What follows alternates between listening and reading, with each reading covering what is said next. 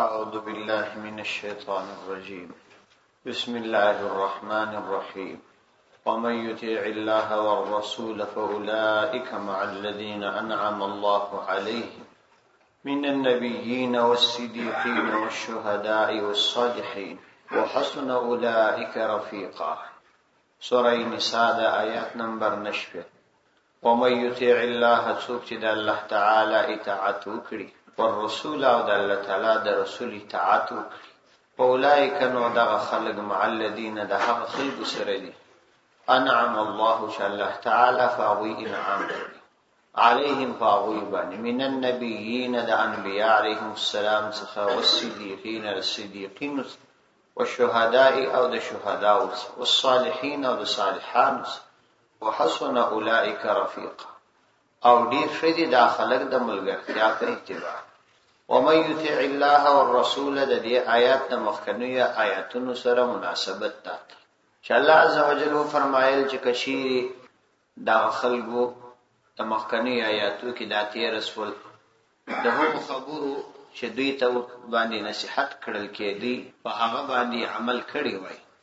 نو دا د دوی لپاره خیر او د هغوی په ایمان کې مضبوط پیار اوستون کړو او موږ به د خپل طرف یو لوی اجر وکړو او هغوی ته به مسیده لار وښودل. په دې آیات کې به هغه خلک چې الله تعالی اطاعت کوي د منافقت اخلاص وي د هغوی د انعام او د هغوی سره د ښه سلوک یادونه کوي. نو ربط یې د مخکنی آیاتو سره داسو په مخکې آیاتو کې د هغو خلکو یادونه راغله چې هغوی د الله تعالی د پیغمبر د اطاعت څخه ځان کړي او په دې آیات کې بیا د هغو خلکو یادونه کوي چې هغه د الله تعالی او د الله تعالی د رسول اطاعت کوي. نو مې یطیع الله والرسول نو هغه څوک چې اطاعت وکړي د الله تعالی او رسول او د الله تعالی د رسول اطاعت وکړي یعنی فضروري احکام کې کڅه هم دغه کسان چې د الله تعالی او د الله د رسول اطاعت کوي دا په دې خپل اطاعت کې کمال ته نه رسیدلی یعنی تکثیری اطاعت کې نوی ډیر او ایمان لري په خدای باندې په آخرت باندې او هغه ضروري احکام چې فرائض دي هغه پر ځای کوي نو په دغه وجه باندې به اولئک مع الذین انعم الله علیهم اولئک نو دغه خلق مع الذین دغه خلق سره دي په جنت کې انعم الله علیهم چې انعام کړی دی په هغوی باندې کامل الله عزوجل هغه انعام نو دا دی چې دوی ته په دین کې رسوخ ورکړي قرب ورکړي قبولیت ورکړي من النبیین دا بیان دی د الذین چې دا انعام الله تعالی ور باندې کړی دی دا کم خلک من النبیین د انبیاء علیهم السلام دی د انبیاء علیهم السلام درجه خو ډیره لوړه ده او دا د الله تعالی تر ټولو غوره مخلوقات دي او الله تعالی ته تر ټولو محبوب کسان دي ځکه نبوت د انسان په کسب لاس نه راځي بلکې دا د الله تعالی د طرفه یو فضل او عطیه ده چې الله تعالی کوم بنده ته ورکړي نو د نبوت درجه دا ډیره لوړه درجه ده. د دې آیات شان نزول کې هم ابن کثیر رحمه الله په متعدد روایت را نقل کړي دي چې یو کس پیغمبر علیه السلام ته راغلی او ورته ویل چې زما ستاسو سره دومره زیات محبت دی چې تر خپل ځان تر خپل اولادونو تر مور او پلار تر کوروالا تر هر چا راته محبوب دي حتی چې کله ستاسو څخه جلاسم او کور ته ولاړ سم نو دومره ستا فراق او جلاوالی پر ما باندې پریشانی راولي چې په خپل ځان باندې نه پوهیږم تر څو چې بیرته راسم او ستا زیارت وکم نو په دې وجه باندې زما زړه څه سکون پیدا کړي. نو اې د الله پیغمبر د دنیا څخه تمځي او زمزم او ستا ډېره لوړه درجه ده نو ته په جنت کې په اعلی مقاماتو کې په دنیا کې خلاداري امکان لري مشتا سره وینو لیکن جنت کې به مشتا سره نه وینو. اول خو ستا جنت تتلل یقیني دي او په جنت کې ستا وجود په لوړو درجاتو کې او یو خزما د معلومه نه ده چې زه به جنت ته ولاړ سم که به نه سم لاړ بیا کبیل پر ولاړ سم نو زه خو یو ادنا امتي یم ستا سره به مې ملاقات څنګه. نو پیغمبر علیه الصلاۃ والسلام جواب ورنکړي. یو غړی بعد دا آیاتونه نازل شو چې په دې کې الله سبحانه و تعالی د هغو خلکو د پاره یو لوی انعام ذکر کړي چې هغوی د الله تعالی او د الله تعالی د رسول اطاعت کوي. نو یو درجه د انبیاء علیهم السلام. ځینې روایاتو کې راځي چې دا کس چې دا ثوبان رضی الله عنه چې د پیغمبر علیه الصلاۃ والسلام څخه دا پوښتنه وکړه.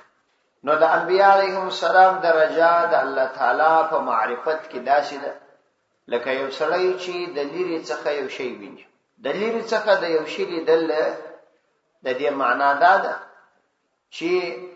د الله تعالی سره د دوی د همیشه د پاره تعلق وي. خو چون کې په دنیا کې د الله سبحانه و تعالی سره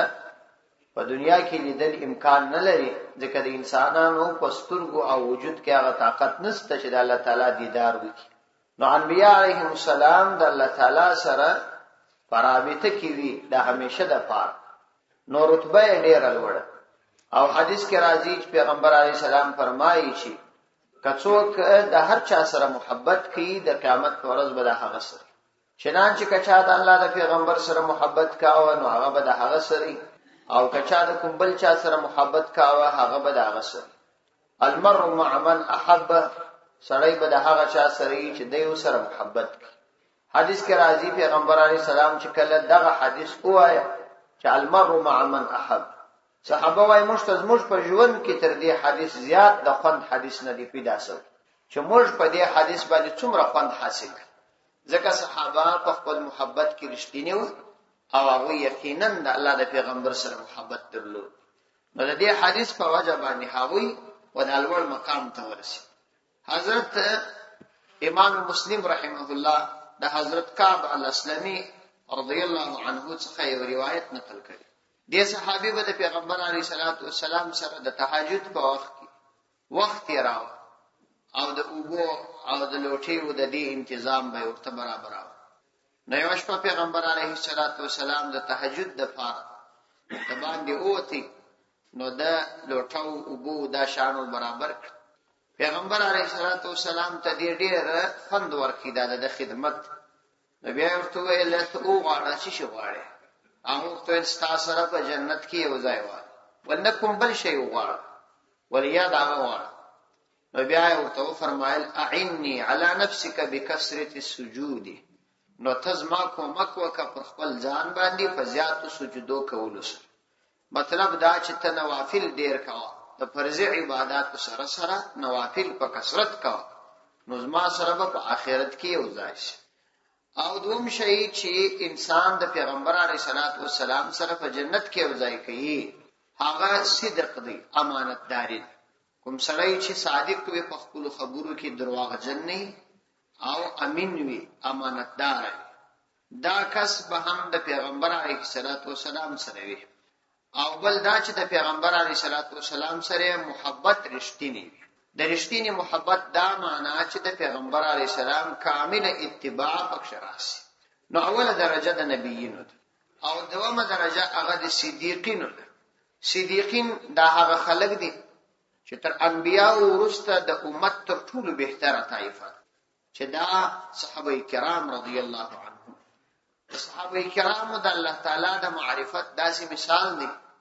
لکه سړی چې د لرې څخه یو شی ویني. یعنی صحابه کرام ولو که الله تعالی نه لیدي، فزړونو کې ایمان دونه مضبوط وو چې د الله تعالی کمالات دا ټول داسې ورته معلومېدل چې الله تعالی دوی ویني. ځکه حدیث کې راځي چې ته د خپل رب داسې عبادت وکړه کأنک تراه، لکه ته چې خپل رب ویني. فإن لم تكن تراه فإنه يراك، کته د خپل رب نه ویني نو هغه تا ویني. نو اوله مرتبه هغه د دې ده چې سړی د عبادت داسې وکړي لکه دی چې خپل رب ویني. نو دا د صحابه کرامو درجه چې دې ته زموږ او تاسو په اصطلاح کې اولیاء هم ویل کیږي. نو صدیقین هغه خلک دي چې د واجباتو او د مستحباتو د دواړو کلک پابندي کوي. د دې څخه صحابه مراد. نو دغه خلک چې نیک عمل خلک وي د خدای او د خدای د رسول اطاعت کوي، دا به د صحابه کرامو سره د قیامت په ورځ باندې وشهداء، او دا خلک به د شهداء سره. شهید هغه کس ته ویل کیږي چې د خدای د دین د پاره په سینیت باندې خپل سر دا قربان کړي. نو دا ډیره لوړه مرتبه. ځینې وایي د دې څخه د احد شهدا مراد، او ځینې وایي هر شهید ورسره مراد. لکه د شهید مرتبه دا درېمه مرتبه. او څلورمه مرتبه د صالحین. صالح هغه کس ته ویل کېږي چې د شریعت پوره اتباع کوي، د شریعت پوره اتباع کوي، مستحبات او واجبات ټول پر ځای کوي، دې ته صالح ویل کېږي. نو وایي د شهداو بیا وایي داسې حالت دی د صدیقینو په اعتبار، لکه یو څوک چې یو شی په انداره کې د نږدې څوي، دا شهدا وایي داسې مرتبه ده. او د دې صالحینو بیا وایي داسې مرتبه ده لکه سړی چې یو شی په انداره کې د لرې وي. نو اوله درجه د انبیاو ده چې براه راست الله تعالی ویني، او دومه درجه بیا د صدیقینو ده چې هغه د لرې څخه الله تعالی ویني، او دریمه درجه د شهداو ده چې هغه دا رقم مثال دی لکه په انداره کې سړی د نږدې څخه یو شی ویني، یعنی براه راست نه ویني بلکې د کوم شي په واسطه ویني. یعنی دوی د نبی علیه السلام په واسطه د الله تعالی معرفت حاصلي. او څلورمه طبقه هغه به د صالحینو. داغه مثال داسې دی لکه سړی چې اندارې ته ګوري او د دې اندارې څخه بیا د لري یو شی ویني چې لري په دې انداره کې معلومي شي.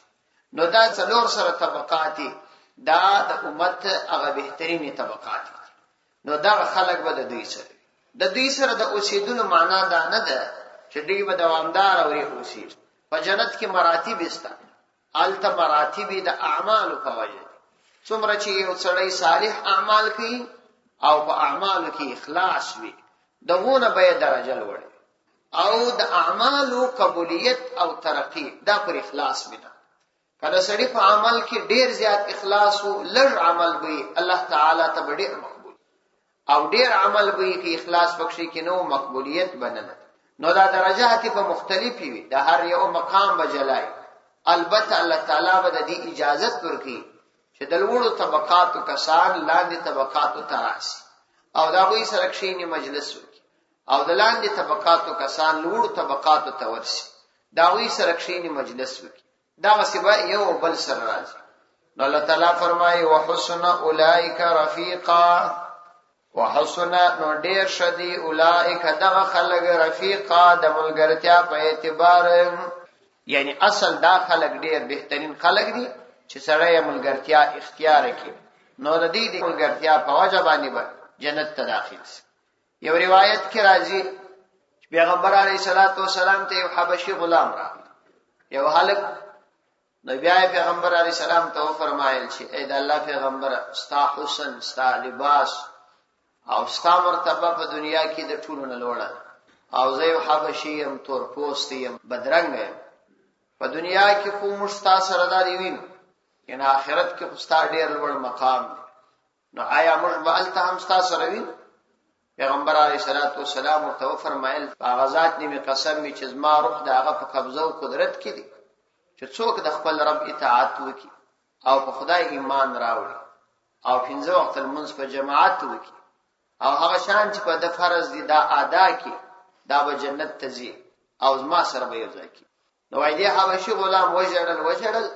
د زیاتې جرا په وجه التف هغه مجلس کې وفات شو. بیا پیغمبر علیه السلام په خپل مبارک لاسو باندې د غسل او د کفن ترتیب برابر کړ. نو د دې څخه دا معلومه شوه چې د نبی کریم علیه السلام سره محبت او جنت ته داخليدل پر رنگ، پر قوم،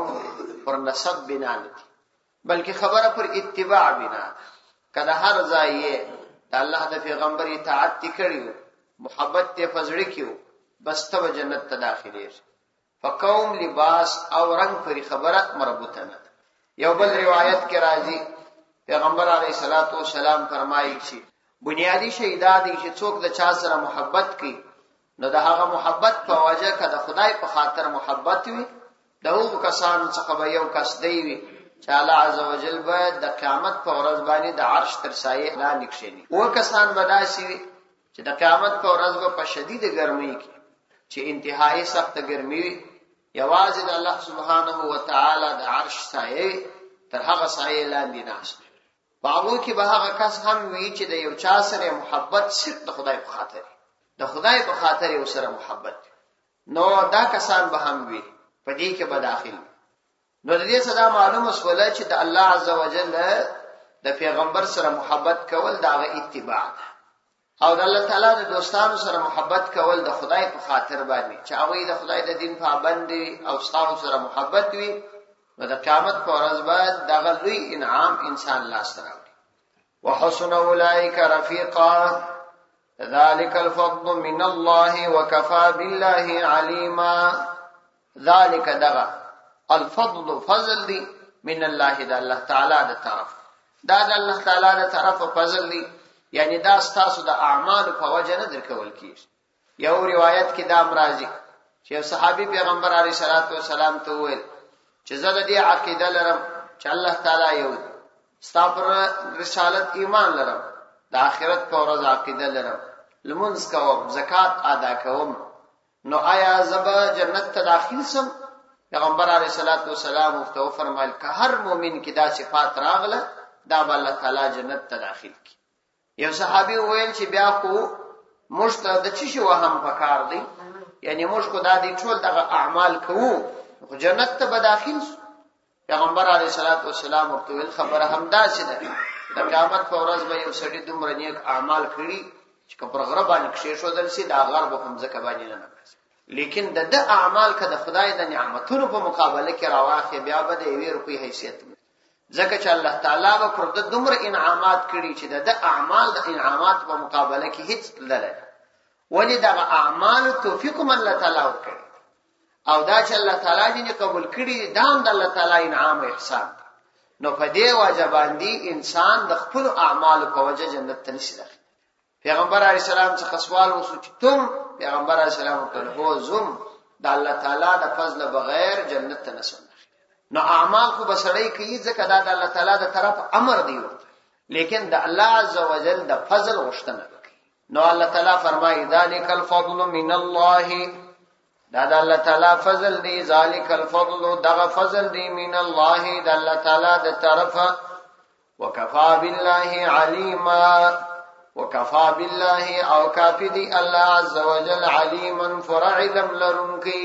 الله سبحانه وتعالى ته فرع علم دی هغه ستاسو په عقاید او نیات او اعمال د محبت په انداز په درجات چې څومره اندازه په محبت دی په دې باندې پوهیږي الله عز وجل دې پیغمبر علیه السلام اتباع نصیب کړي صدق الله العظیم